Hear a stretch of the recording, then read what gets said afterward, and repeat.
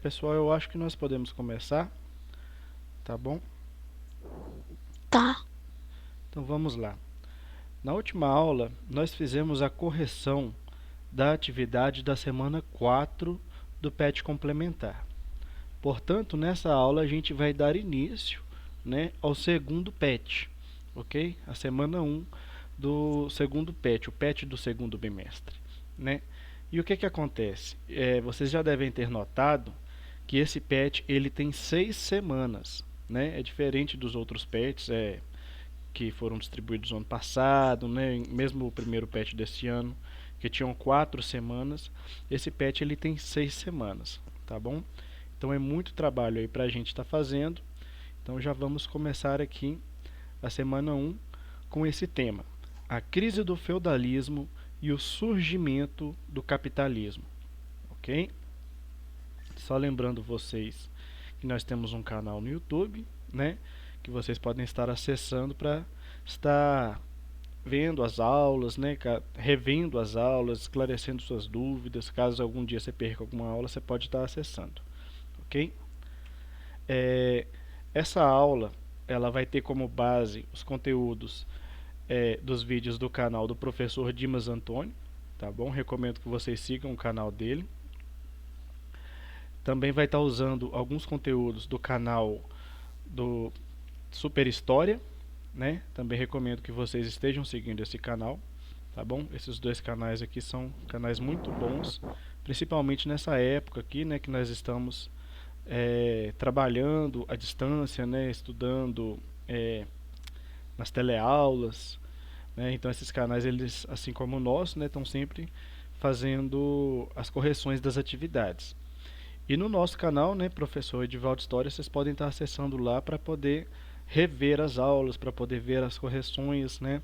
Aqui na aba da playlist, vocês conseguem ver a playlist da sua turma, né? E acessar a todas as aulas que foram dadas até o momento na sua turma, ok? Então o que acontece, pessoal? Para a gente falar um pouco aqui, ó, sobre o fim do feudalismo, o fim da Idade Média, né, nós temos que entender primeiro o que levou. Peraí, só um minuto. A gente tem que entender o que levou o início da Idade Média, tá certo? E a Idade Média ela é marcada pela queda, pelo fim do Império Romano, ok?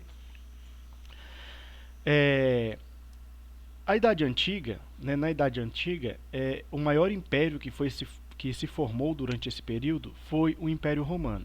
Todo esse território que a gente vê aqui destacado em amarelo e em rosa, né, foi o domínio do Império Romano. Então, todas as rotas aqui, ó, do Mar Mediterrâneo estavam sob a autoridade do Império Romano. Já foi falado em algumas aulas anteriores, né, o quanto o Império Romano, o quanto o Mar Mediterrâneo era importante, né, para a questão do comércio, para a questão da economia, né? Diversas culturas dependiam diretamente das rotas marítimas no Mar Mediterrâneo para manter as suas economias, manter o seu comércio, ok? E toda essa região aqui foi dominada pelo Império Romano. Só que o que acontece? À medida que o tempo foi passando, a expansão foi ocorrendo, né, foi ficando mais difícil para o Império Romano manter o controle de todo esse território, ok? Então vai chegar um momento aqui, né, em 395 depois de Cristo, em que o Império Romano vai se dividir em duas partes, ok? Aqui a região em amarelo vai ser a região do Império Romano do Ocidente, ok? E aqui a região em rosa seria o Império Romano do Oriente. Então nós vamos ter Império Romano do Ocidente e Império Romano do Oriente, ok? Divididas essas duas partes. Quando ocorre essa divisão, a gente já percebe também no território do Império Romano um maior enfraquecimento político e militar, ok? E isso vai gerar uma facilitação aos povos que viviam ao redor, né, aos derredores aqui, ó, do Império Romano, ok? Que viam esse domínio sobre o mar Mediterrâneo e ambicionavam, né, tomar as terras, tomar as regiões que eram governadas pelo Império Romano. Os romanos, diante desses povos, que eram vários povos, né, nós tínhamos os hunos, os vândalos, os francos, os saxões, né, os suevos, os alamanos, os ostrogodos, os visigodos, né, então eram diversos povos. Os romanos, vendo a ameaça desses povos de invasão aos seus territórios, vão começar a chamar esses povos de povos bárbaros, né? E as invasões desses povos aqui vão ser chamadas de invasões bárbaras, ok? A gente vê aqui as setinhas em verde, né? Das diversas invasões que foram empreendidas por esses povos bárbaros no território do Império Romano, né? À medida que essas invasões vão sendo bem-sucedidas, vai ocorrendo o fim, né, a quebra, a fragmentação do Império Romano, que vai dar origem a vários novos reinos, né, novos territórios, com novas políticas, novas governanças, novas formas, novas formas de organização, né? Então, tudo isso vai ser uma consequência aqui das invasões bárbaras. Aqui a gente tem uma representação, né, em um mapa sobre os territórios que se formaram após a invasão dos bárbaros no território que antes era o Império Romano, né? A gente tem aqui uma região dominada pelos suevos, aqui a gente tem o reino visigodo, né?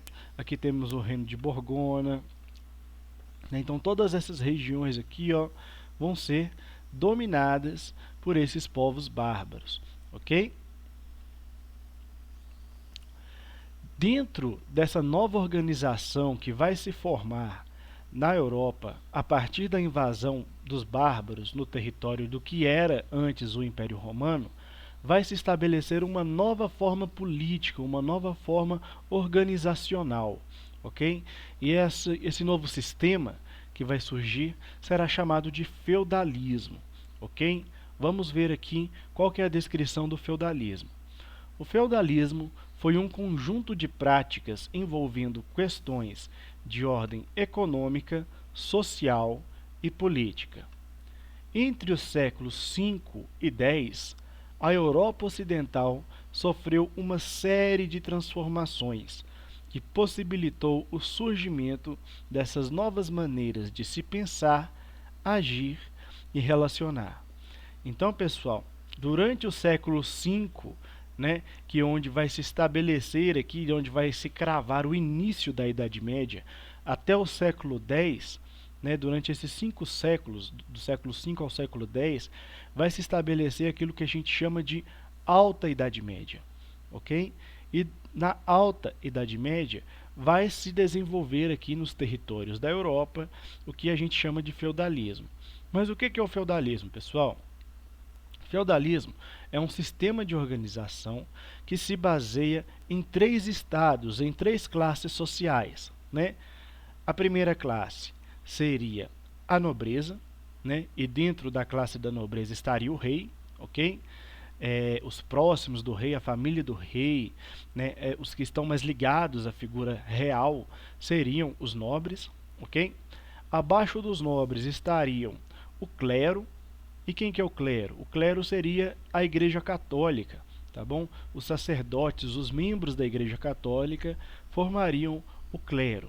E o clero também vai ter suas divisões, né? Vai ter o alto clero, que vai ser o mais privilegiado, vai ter o baixo clero, que também vai ter menos privilégios, né? A mesma coisa também na nobreza, vai ter a alta nobreza, né, que vai ser aquela mais próxima do rei, vai ser o próprio rei, os primogênitos, né, que vão ter direito a herdar as terras, herdar os bens, né, de seus antecessores, e vai ter também aqueles que não vão ter o direito à herança, mas ainda assim terão sangue nobre, né, que vão ser chamados de baixa nobreza, ok? E então a gente tem a primeira nobreza, depois o clero e por último a gente vai ter a classe dos camponeses e servos, ok?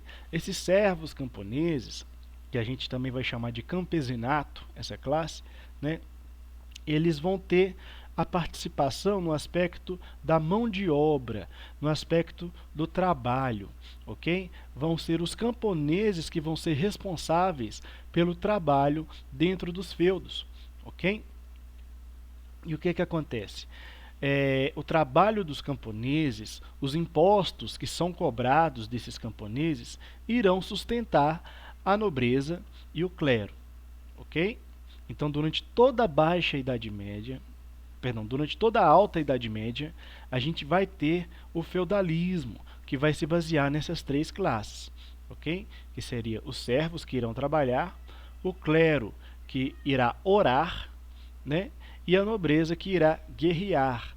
Por quê? Porque é a nobreza que vai deter as armas, é a nobreza que vai defender os territórios, né? Que de alguma possível invasão de um feudo inimigo, né? Ou então de algum povo estrangeiro, né? Então, toda essa questão da proteção vai ficar nas mãos da nobreza. Avançando aqui. Essa forma aqui diz, né, que o surgimento de novas maneiras de se pensar, de agir e relacionar. A consciência, né, a ideologia, a forma de se pensar, os comportamentos, né, o padrão moral da Idade Média será estabelecido pela influência da Igreja Católica. Ok? A religião ela vai ser muito predominante durante o período da Idade Média. Ok? Avançando aqui. Dentre as características do feudalismo, a gente tem esses três pontos aqui. Ó. O primeiro é a economia agrária. Ok? Ou seja, a maior parte da produção deles, da produção dos servos, a produção que ocorre dentro dos feudos, é baseada em itens agrários, ok?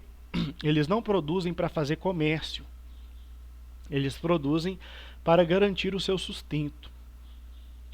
O outro aspecto que a gente tem aqui dentro do feudalismo seria a pouca atividade comercial, ok? Existia um comércio ainda na Idade Média, mas comparado com a Idade Antiga, comparado com um período em que o Império Romano estava no seu auge, né, o comércio ele vai cair muito durante o período da Idade Média, tá bom? E por último a gente vai ter a sociedade hierarquizada, ok? O que é a sociedade hierarquizada? A sociedade que é separada, que é dividida entre classes, né? E que algumas classes estão acima de outras, né? No caso aqui tem um exemplo aqui de nobres e servos. Os nobres eles vão ter autoridade, eles vão ter domínio sobre os servos. Por mais que os servos fossem considerados trabalhadores livres, eles deviam uma lealdade, uma fidelidade aos nobres, ok? E os nobres, em troca, lhes oferecia, né, a proteção, lhes oferecia terras, mas ainda assim os servos ele tinha muitas obrigações a cumprir com os nobres, justamente por esse aspecto que é estabelecido, né, pela igreja, defendido pela igreja, né, que se estabelece aqui durante o período do feudalismo, onde o servo ele está caracterizado, né, ele está fadado a obedecer a nobreza e o clero, ok? Avançando aqui mais um pouco. Aqui a gente pode falar um pouco também, né, aqui dentro do contexto da Idade Média, sobre os acordos de sucerania e vassalagem, ok? A gente tem aqui esse quadro, né, central, aqui essa figura central, onde a gente vê, né, um homem ajoelhado diante de uma figura de autoridade, né, de um monarca, né, de um governante. A gente vê aqui que tem uma coroa, a gente vê pelas roupas, né, pela interpretação, a gente vê aqui as pessoas testemunhando, né, num sinal de reverência, o trono adornado, tudo isso leva a gente a crer que aqui tem uma figura de autoridade, ok? E aqui abaixo a gente tem uma figura, né, submissa. Esse que está se submetendo aqui que está se ajoelhando, seria o vassalo, ok? O que o vassalo está fazendo? Ele está jurando a sua lealdade, o seu trabalho, o seu auxílio militar, né? Seu conselho, a sua fidelidade. Ele está oferecendo a sua vida como um todo, né? A sua lealdade total à figura do sucerano, que seria a figura aqui, ó, do governante, né? Dessa pessoa em posição de poder aqui, ó, né? Seria o sucerano. Então, o vassalo é aquele que jura a lealdade, né? Ele oferece a lealdade, a fidelidade, o conselho dele, né? O auxílio militar, né? Ele está disposto a morrer em batalha para defender o seu sucerano. E o sucerano, em troca, ele lhe oferece proteção e lhe oferece o feudo, né? Lhe oferece terras, ok? Então, o sucerano e o vassalo, eles vão ter um papel muito importante dentro do contexto da Idade Média, porque essa representação aqui da honra, né, do juramento de honra, que é a sucerania e vassalagem, ela vai se manifestar em vários âmbitos da sociedade medieval, ok? Por exemplo, aqui nesse acordo de sucerania e vassalagem que a gente tem representado aqui, a gente poderia ter tanto a figura de um servo, de um camponês e de um senhor feudal, né? O camponês como vassalo e o senhor feudal como sucerano, quanto a figura de um senhor feudal como vassalo, né? E o rei, né? O chefe das terras do território, né? Como o sucerano. Então, ao mesmo tempo que o senhor feudal ele devia fidelidade ao rei, ao mesmo tempo que ele era vassalo do rei, ele era sucerano também do camponês, ok? Tá dando para entender aí, pessoal? Sim. Beleza. Sim. Então tá bom, então vamos continuar aí. Aqui a gente tem uma imagem, né, uma representação do que foi o feudo. De tanto a gente falar aqui de feudalismo, né, do senhor feudal, aqui a gente tem uma imagem do feudo. Os feudos normalmente se organizavam dessa forma aqui, tá bom, pessoal? Haviam as estradas, né, que levavam até as terras do feudo, né? Geralmente haviam bosques aqui, né, florestas, regiões de vegetação densa, né? Mas aqui na região do feudo mesmo haviam algumas áreas que todo feudo tinha em comum, ok? Aqui no centro a gente tem o castelo, que vai ser a habitação do senhor feudal, ok? Aqui a gente tem uma divisão mais certinha aqui na imagem, né, da direita. Aqui atrás, nessa região de vegetação aqui, ó, seriam os bosques, né? Essa região verde aqui, ó, dos pastos, seria o manso senhorial, ou seja, essa região aqui mais próxima do castelo, né, da moradia do senhor feudal, seria chamado de manso senhorial. E esse território ele estava destinado ao uso do senhor feudal, da nobreza, ok?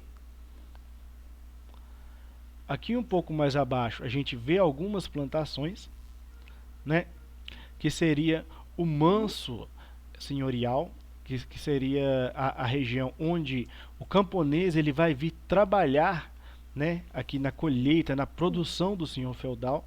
Então a gente vê que o senhor feudal ele vai ter uma região aqui, ó, para o lazer, né, uma região onde ocorre uma produção, aqui em verde, está vendo que tem umas plantações aqui, umas hortas, né? Ok.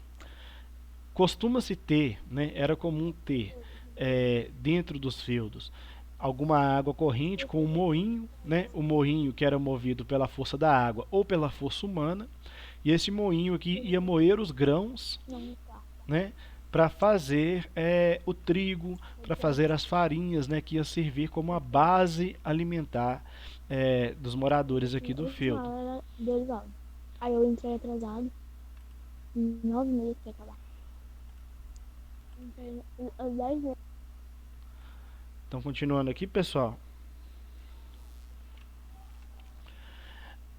Logo abaixo, aqui do manso senhorial, a gente vai ter essas duas divisões aqui, né?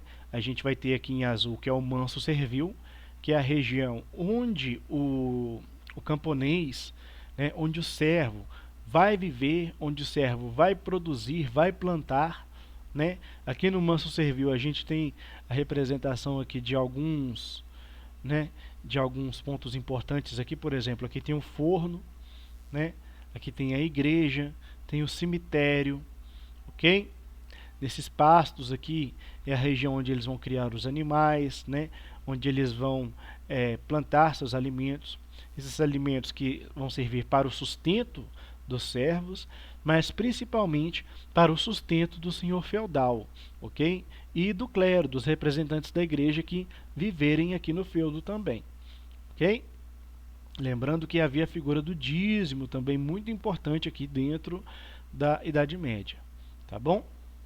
E aqui a gente vai ter, aqui em amarelo, a região que a gente vai chamar de manso comunal, que é o território que vai ser de uso comum tanto dos servos quanto do senhor feudal. E o que é mais importante da gente entender aqui, ó, dessa organização do feudo, é o seguinte: tanto no manso servil, quanto no manso senhorial, quanto no manso comunal, o trabalho vai ser feito pelos camponeses, ok? O senhor feudal não vai trabalhar. Qual que é a função do senhor feudal? É dar as ordens, né? E no caso de uma invasão estrangeira, no caso de uma invasão de um feudo inimigo, né?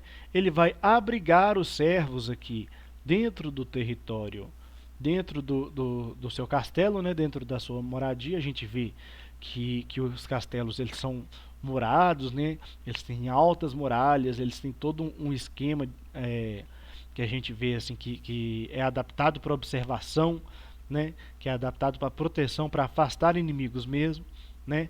A gente vê aqui esses muros aqui com frestas que servem para que os arqueiros, né, mirem suas flechas e ataquem os inimigos, né, os invasores. A gente tem a questão da ponte levadiça também, né, que dificulta ainda mais a entrada de um inimigo, no caso. Ok? Então, pessoal, toda a estrutura do feudo vai ser mantida pelo trabalho do servo. Ok? Avançando aqui.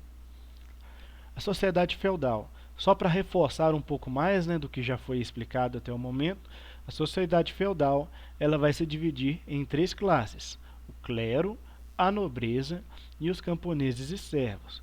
A função do clero vai ser orar, vai ser dar o direcionamento, a orientação espiritual às outras classes, né, do feudo, às outras classes medievais. Abaixo do clero, a gente vai ter a nobreza. Só lembrando, pessoal, o clero ele vai ser representado pela Igreja Católica, tá bom? Ainda não ocorreu, até o momento aqui, né, pelo que a gente está explicando aqui, ainda não ocorreu a Reforma Protestante. Então, o cristianismo ele vai ser representado unicamente pela figura da Igreja Católica Apostólica Romana, ok? Depois de algum tempo vai ocorrer uma divisão na Igreja Católica em 2 igrejas, né? A Igreja Católica do Oriente e a Igreja Católica do Ocidente, né? A Igreja Católica do Oriente ela vai ter a sua sede em Constantinopla, né? E a Igreja Católica do Ocidente ela vai ter a sua sede em Roma. Mas ainda assim o cristianismo ele vai estar nas mãos, né, do catolicismo, ok? E o clero ele vai ser representado pelos cristãos católicos. Abaixo a gente vai ter a nobreza, e a nobreza ela vai ter essa responsabilidade que é guerrear, né, que é dar as ordens, que é direcionar, que é como é que eu posso dizer, que é governar, né? Ela vai ter a autoridade de decisão sobre todas as outras classes aqui a nobreza, ok? Claro, dependendo da ordem dessa nobreza, né? Lembrando que eu disse para vocês, cada uma dessas classes aqui, ó, elas vão ter as suas divisões, ok? Vai ter aqueles grupos do clero que vão ser mais influentes do que outros grupos. Vai ter aquele grupo da nobreza que vai ser mais influente que outros grupos, mas cada um vai ter a sua posição, o seu grau de importância, ok? E na nobreza, durante a Idade Média, vai existir o hábito da hereditariedade. O que é hereditariedade? Vamos imaginar que eu sou um rei, ok? E nessa época, os reis, os monarcas, os governantes, eles costumavam ter muitos filhos. Vamos imaginar que eu, como rei, tenho 5 filhos, ok? Tenho 5 filhos, 4 homens e uma mulher, né? Meu primeiro filho foi a mulher. Meu segundo filho foi um homem, né? E o resto dos filhos também foi homem. Quando eu morrer, todas as minhas posses vão ser dadas ao meu primeiro filho homem, ok? Não, mas o primeiro filho que eu tive foi uma mulher. Tudo bem, minha primogênita é mulher, mas o meu primeiro filho homem a nascer depois dela será o que vai herdar toda a minha riqueza, o meu reino, minhas terras, né, a minha autoridade, ok? Então essa questão da hereditariedade, do poder ser passado de uma geração para outra, né, dentro de uma mesma família, dentro de um mesmo grupo, ele vai gerar também divisões dentro das classes. Ok? Por quê? Porque o meu filho que for receber a herança, ele vai ter todo o poder na mão. E os outros filhos, eles vão ter seus privilégios. Eles nunca vão passar fome, eles nunca vão ter que trabalhar, eles vão poder viver nas terras do reino, mas eles vão ter que obedecer à autoridade do meu filho, né? Que recebeu a herança, do filho, do herdeiro por direito, né? E o que acontece? Esse herdeiro por direito, ele vai dar as ordens, e no caso de uma guerra, ele não tem que necessariamente ir guerrear, ir defender o território. Acontecia, mas não é uma necessidade, uma obrigação total, né? Seria muito honrado se ele fosse, seria muito respeitado se fosse, mas não é uma obrigação, não é algo que é esperado, ok? Por quê? Porque no caso de uma invasão, quem teria que defender o território seriam os subordinados a esse herdeiro por direito, né? Que quem seriam? Os seus irmãos, os seus sobrinhos, né? E assim por diante. Então a nobreza ela também vai ter as suas divisões.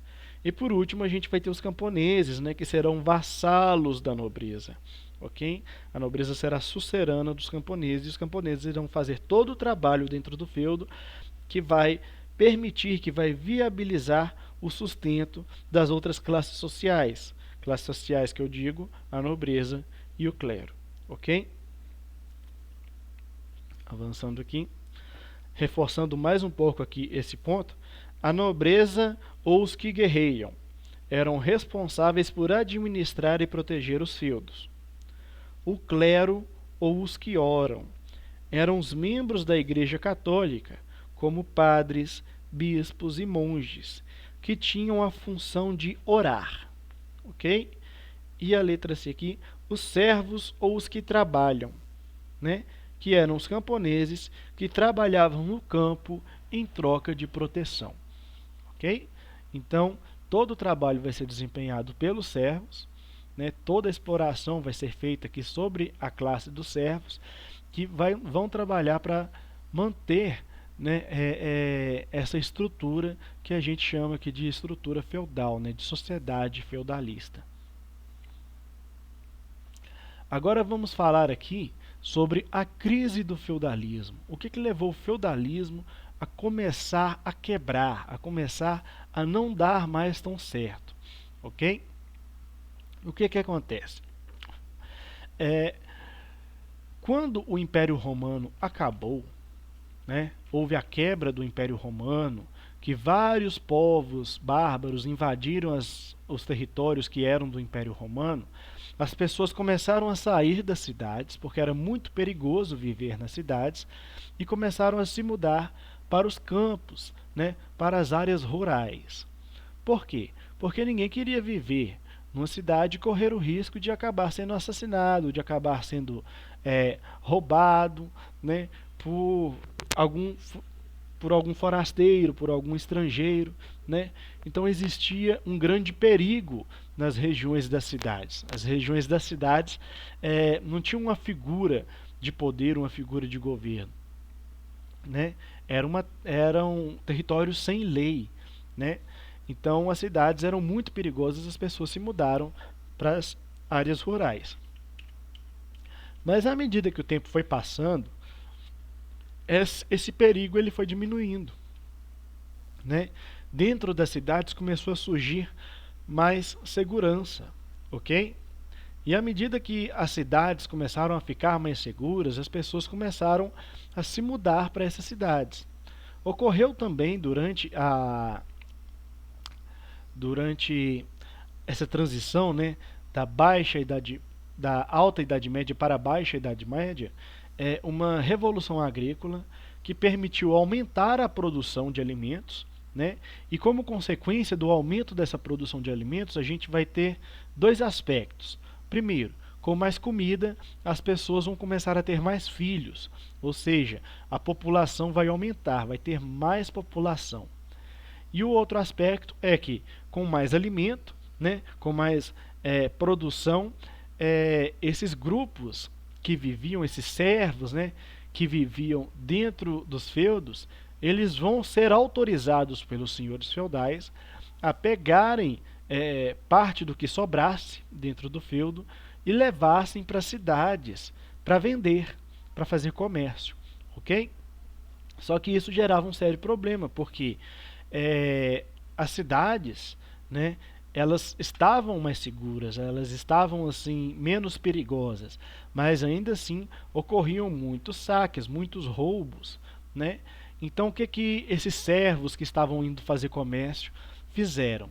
Eles faziam feiras, né?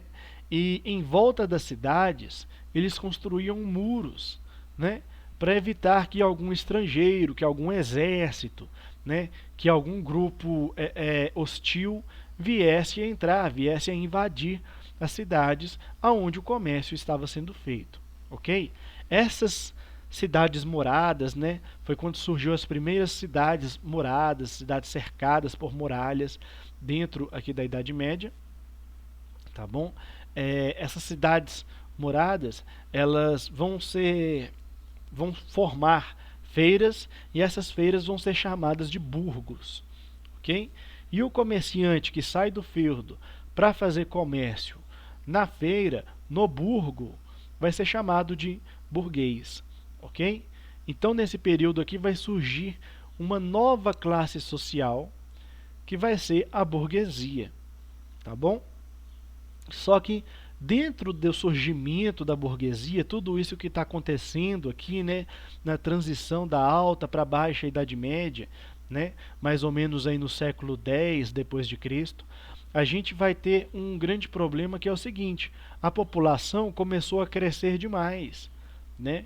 O comércio aumentou, a população aumentou também, mas o recurso de alimentos não estava conseguindo alimentar todo mundo dentro da sociedade medieval, ou seja, começou a faltar comida dentro das cidades, dentro dos feudos, ok? Isso começou a gerar muita revolta, porque com a falta de comida dentro dos feudos, né, não tem mais alimento para sustentar todo mundo, os nobres eles vão começar a expulsar os servos dos feudos. Eles vão começar a dizer, olha, está faltando comida e a comida que tem aqui a gente vai deixar para alimentar a nobreza. A gente vai deixar essa comida aqui que tem, né, para alimentar o clero. E os servos? Os servos a gente vai alimentar uma parte deles aqui para eles continuarem produzindo, mas não vamos alimentar todo mundo. E esses, né, que vão ser excluídos vão acabar sendo expulsos dos feudos e inclusive vão se mudar para cidades, né, em busca de trabalho, com o comércio principalmente, ok? Então essa saída dos servos dos feudos se mudando para as cidades vai reforçar ainda mais o surgimento da burguesia, ok? E o outro aspecto também que a gente pode citar aqui, ó, que vai gerar uma crise no feudalismo, seria a da classe da nobreza sem terras. Lembra que eu falei, que eu usei o exemplo? Vamos imaginar que eu sou filho de um senhor feudal, né? Sou o primeiro filho do senhor feudal. Quando o meu pai morre, eu vou herdar toda a riqueza, todas as terras dele, ok? Mas aí eu tenho 5 irmãos. Esses 5 irmãos, eles não vão herdar as terras, eles não vão ter direito à terra. Eles serão meus irmãos, eles vão ser filhos do mesmo pai, da mesma mãe, geralmente, né? Mas eles não vão ter o mesmo direito que eu às terras. Por quê? Porque eu sou o primogênito. Eu nasci primeiro. Os que nasceram depois, eles não vão herdar nada. Quem nasce primeiro fica com tudo, ok? E essa classe da nobreza que não vai ter direito às terras, não vai ter direito à herança, vai ser chamada de nobreza sem terras. E essa nobreza sem terras, ela vai começar a se revoltar bastante, porque à medida que começa a faltar comida, começa a gerar todo esse cenário de crise dentro do feudalismo, né, essa nobreza ela não vai aceitar ficar é, abaixo de alguém só porque essa pessoa nasceu primeiro. Não vão aceitar ficar abaixo de um irmão porque esse irmão é mais velho, né? E eles vão começar a se revoltar, vai começar a ocorrer assassinatos, né, entre os nobres, vão começar a gerar todo um cenário de crise dentro da Idade Média, nobres vão começar a ser assassinados por camponeses, também, né, vão ter as revoltas camponesas aqui dentro da Idade Média. Então está um cenário de crise completa, né? Tá todo mundo matando todo mundo, buscando sobreviver aqui durante a Idade Média, ok? Então a Igreja Católica ela se vê no centro dessa problemática, porque ela vê que a única coisa em comum que todos esses grupos conflitantes têm seria a fé católica. Todo mundo está brigando. O que eles têm em comum? São todos católicos, né? Então a Igreja Católica tem a seguinte ideia: invadir o Oriente. Então são criadas as cruzadas, ok? Qual que é o objetivo das cruzadas? O objetivo das cruzadas seria seria tomar os territórios de Jerusalém. Aqui a gente tem uma representação no mapa que mostra bem aqui, ó, o território onde fica Jerusalém.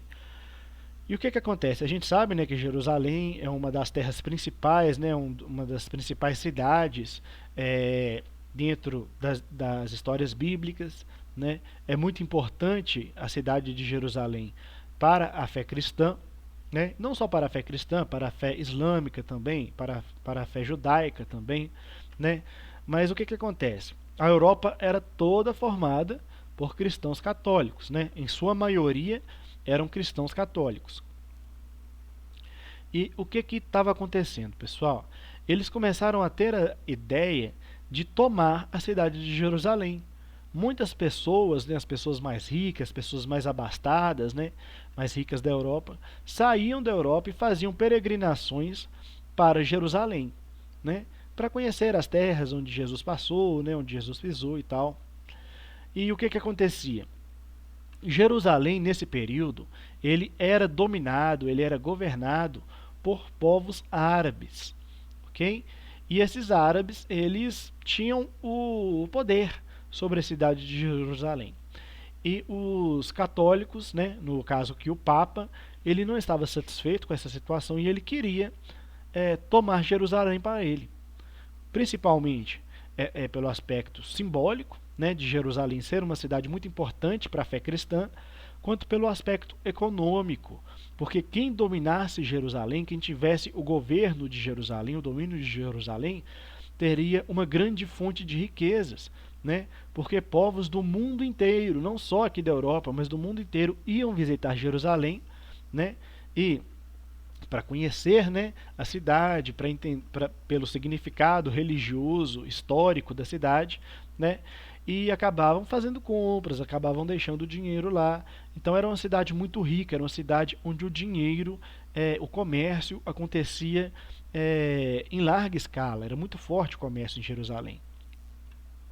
Então o Papa pensou o seguinte: se eu invadir Jerusalém, eu vou ter o seguinte a seguinte situação: os povos que estão brigando entre si não vão brigar mais, porque eles não vão mais se enxergar como inimigos, eles vão se enxergar como aliados contra um inimigo comum.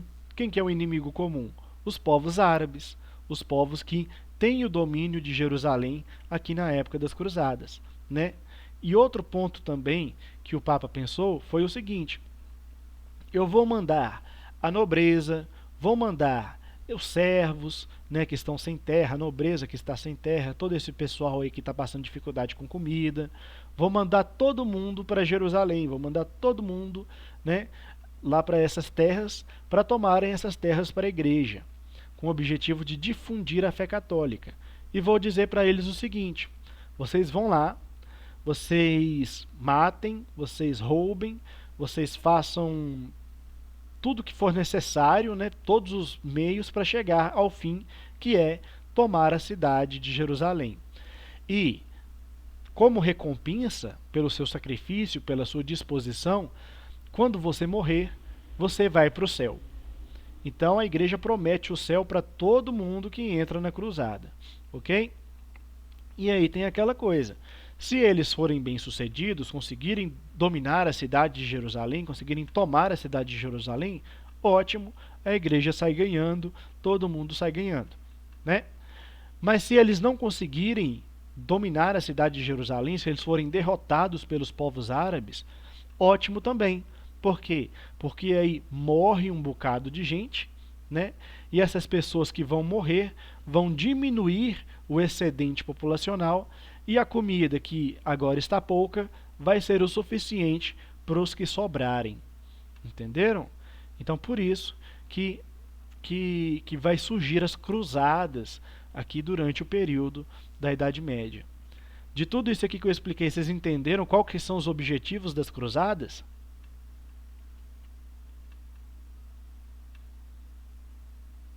Sim. Beleza. Deu para entender, Davi?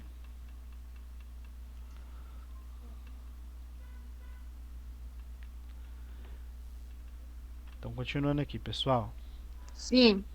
Beleza. Aqui no mapa, né, a gente tem a representação das cruzadas, né, das rotas que as cruzadas fizeram. Lembrando, não foi só uma cruzada, ok? Houveram várias cruzadas. Aqui a gente tem a representação no mapa da primeira, da segunda, da terceira e da quarta cruzada, né? Elas aconteceram em épocas, em períodos diferentes, mas todas tinham o mesmo objetivo, que era dominar aqui, ó, a região onde ficava a cidade de Jerusalém. Ok? Então vamos aqui avançando. A formação dos burgos, né, como eu expliquei para vocês, os burgos eram essas feiras, né, que seriam formadas pelos camponeses, né, por nobres também, por representantes do clero, que se mudassem, até que do clero nem tanto, pessoal, porque o comércio era visto como algo desonesto durante o período da Idade Média. Era-se considerado que o sujeito, que o cidadão que fizesse riqueza com comércio era desonesto. Por quê? Porque para eles a formação de riqueza ela deveria se dar não pelo comércio, mas pela herança, né, e pela batalha, pela guerra. Ou seja, eu invado um feudo inimigo, né, tomo as terras dele para mim. Aí é uma forma bem vista, bem aceita, né, de ficar rico. Outra forma de se ficar rico: eu nasci, sou filho de um grande rei e estou herdando toda a herança desse rei. Também é uma forma ok, uma forma legal de se ficar rico. Mas aí, eu me mudei para a cidade, me mudei para o burgo, né? Aqui, vocês estão vendo a cidade morada aqui, né? Aqui os muros aqui da cidade, né? Cercando para evitar uma invasão. Me mudei para o burgo e comecei a fazer comércio dentro do burgo. Virei um burguês, virei um comerciante aqui dentro da cidade, dentro da feira aqui, ó. E fiquei rico fazendo comércio. Fiz tanto comércio que cheguei a ficar rico.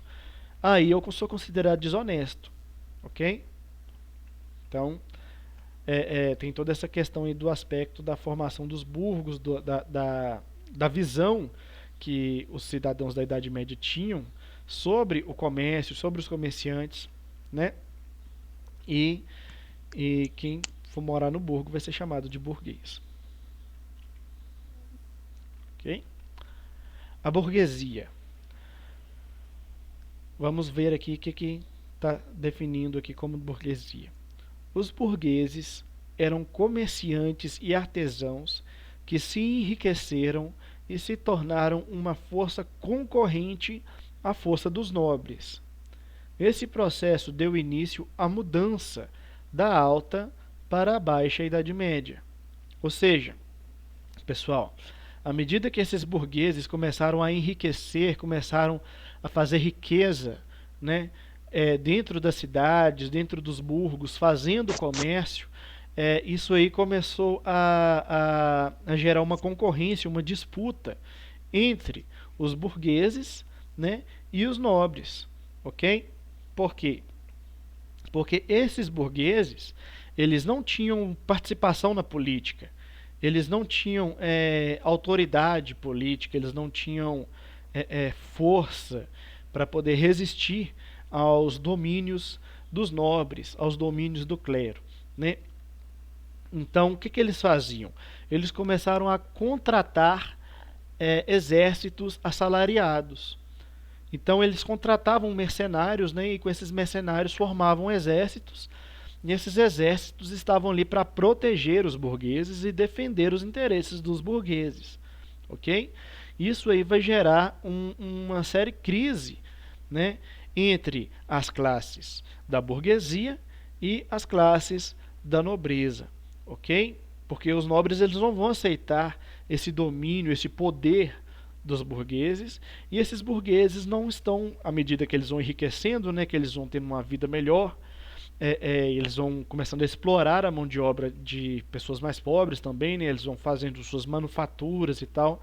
Então, à medida que eles vão enriquecendo, eles vão contratando esses exércitos, porque eles não aceitam mais o domínio, né, a autoridade dos nobres sobre eles. Eles pensam, se eu sou tão rico quanto nobre, né, se eu sou tão poderoso quanto nobre, por que eu devo obedecer a um nobre?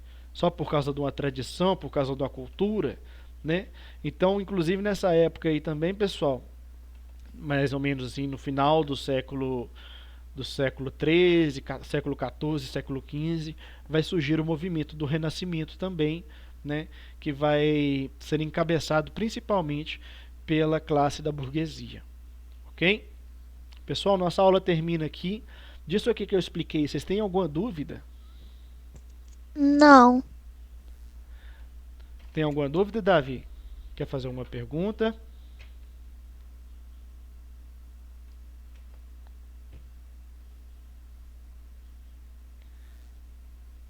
Então, pessoal, fica dessa forma, tá bom? Espero que essa aula tenha sido de bom proveito para vocês. E até a próxima aula, tá bom? Tchau. Tchau, tchau. Obrigado. Valeu. De nada.